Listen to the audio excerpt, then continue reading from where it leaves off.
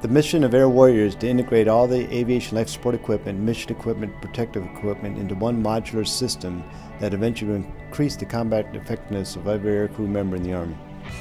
It's really everything that touches an aviation soldier and makes him effective as they execute their mission on board any aviation platform.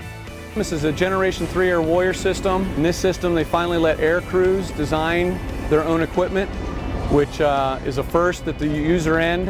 And you can tell right from the first time you put it on that obviously somebody who designed the system had to operate inside it, because it's the first time I had a vest, and I've been in aviation since 1990, so we're looking at 18 years of being in aviation. It's the first time I put something on and it didn't bother me in any way. It doesn't hinder my freedom of movement. It gives me options to move things around so that I can make the vest a little more personalized for my body and aircraft that I use, so I can really custom make my own vest and custom size it for my own body.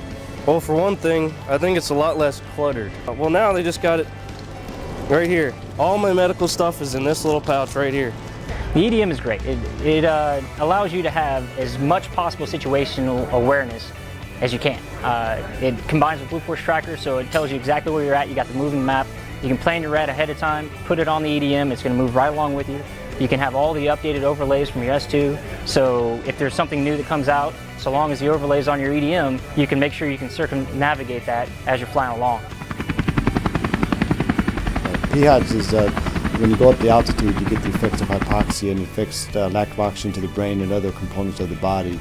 So what we do is we tether a portable helicopter oxygen delivery system to the body so that they got the ability to breathe oxygen as they go over the mountainous terrain, such as in Afghanistan, and they can be able to complete their mission and go on and fly the aircraft. They use the oxygen, they come back from missions, they connect it to a regeneration capability, recharge the cylinders, and they're right back off ready to go again.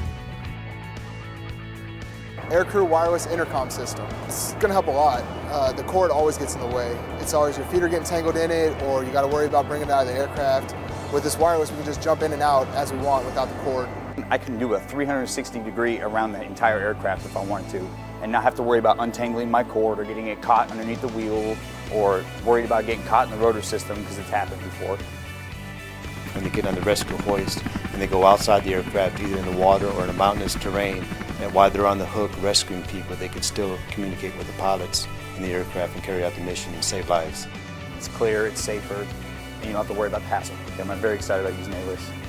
The microclimate cooling system is designed in hot environments such as Iraq and the desert, when the heat is in excess of certain degrees, that they can put that on and increase the combat effectiveness and reduce the stress by about 300%, so they can carry out and do their mission at lower stress levels. It was awesome. I mean, 140 degrees and you're sitting there like, so cool, you know? I was flying in the Chinook, the CH-47. They do a lot of hauling type missions, longer missions, and you're going to be sitting there a long time with all that weight, and you're realizing, what can we do to lighten their load while they're inside, but still give them that capability that they need to operate that aircraft? The next generation of Air Warrior, the primary focus is to reduce bulk and weight 10 to 25%, so that it's make it lighter, less bulky, so that the pilot has less weight when he's in the aircraft, less bulkiness, so he's got better freedom and control of the aircraft.